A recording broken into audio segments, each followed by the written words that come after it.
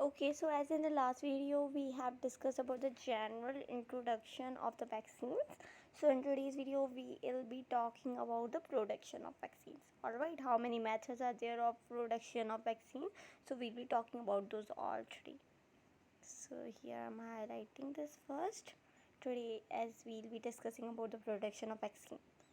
Okay, so there are three methods of the production of vaccine.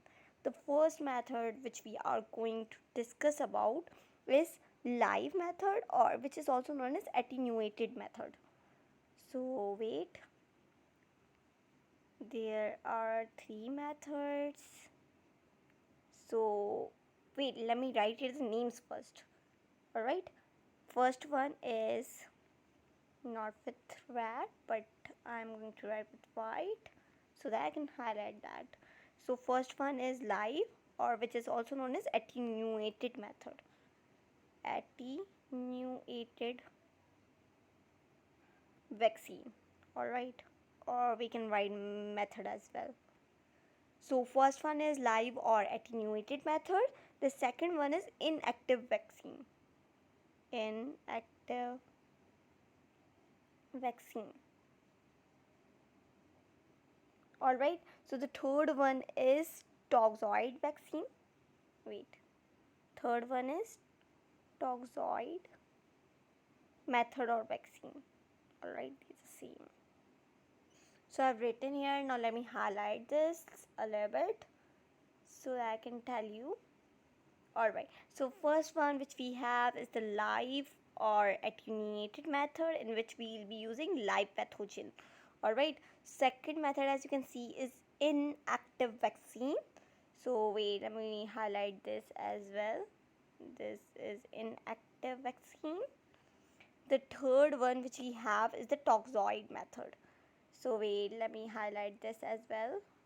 With what color? This is fine, I guess. Toxoid method. No, this is not fine. Let me use a little bit light color. Okay, this is good. This is toxoid method or toxoid vaccine. So we are initially going to discuss about the first method, which is live or attenuated vaccine or method. Alright, here what we'll do, we'll take a weak pathogen. Here we will take weak pathogen. Alright, we'll use weak pathogen, or we'll use a pathogen and we'll weak it. Alright, we'll decrease its activity, which is we'll take pathogen which is disease causing agent. Alright, so this is what disease causing agent.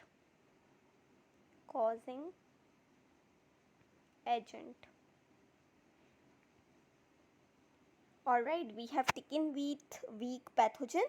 Now what it will do, whenever it enter in our body, it will trigger our immune system.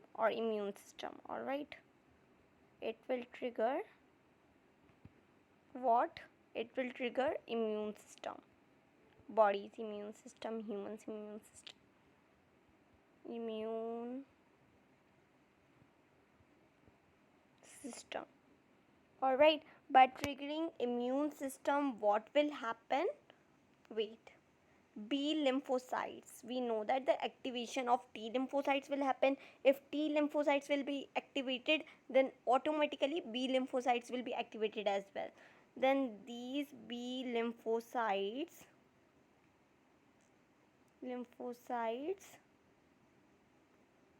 would be activated. Alright, they will be activated, and then they will differentiated into plasma B cells and memory B cells. So wait, let me write this with this color. Plasma B cells and memory B cells. Memory B cells. Alright, So as you can see, when T lymphocytes were activated, T lymphocytes activated then B lymphocytes, and thus B lymphocytes differentiate itself into plasma B cells and memory B cells, as you can see here. Alright, plasma B cells and memory B cells. So I've written this here. Then what they will do, these plasma memory B cells will keep the record. They'll keep the record of the production of the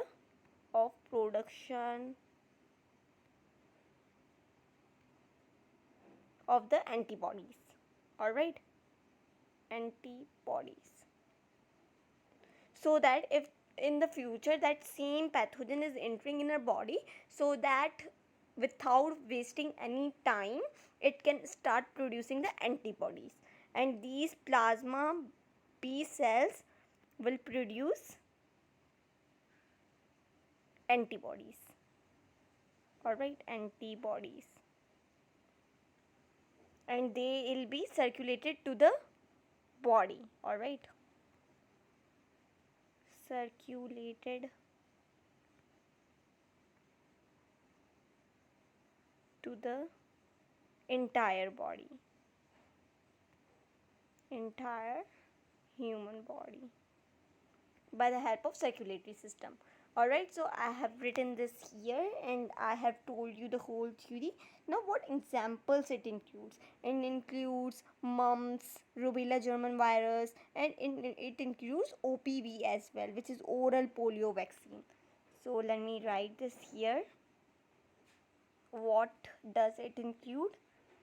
It includes mumps, which is a very common example. It includes rubella German virus, rubella German virus,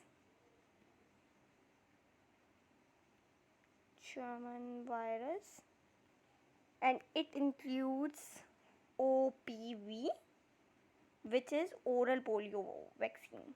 Oral polio vaccine. Alright, so I have written this here. It includes mumps, rubella German virus, as well as oral polio vaccine. So wait, let me highlight this. Alright, here these are. So I have written this here.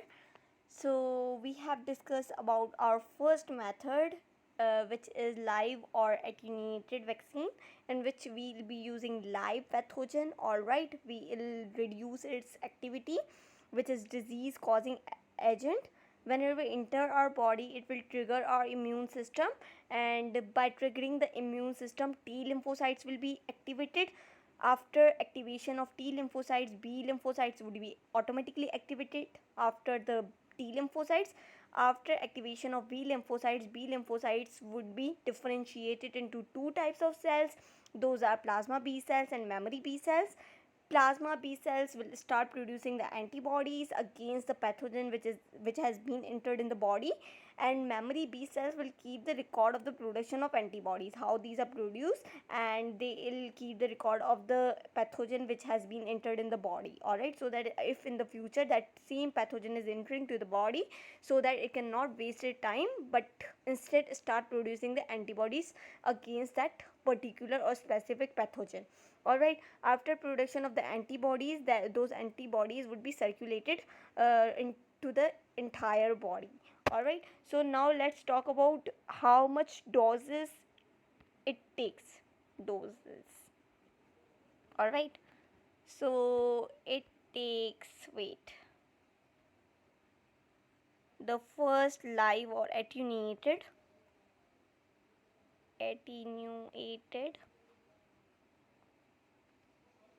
vaccine takes 1 or 2 doses. Alright, they take 1 to 2 doses. Why they only take 1 or 2 doses? Just because they are very effective. Alright, they are effective. I am writing that as well. And they are effective just because we are using live pathogen. Alright, we are using live pathogen to produce the antibodies. Alright, so this was our first method or vaccine, which is live or attenuated vaccine. In the next class we will be talking about inactive vaccine. So this was all for today.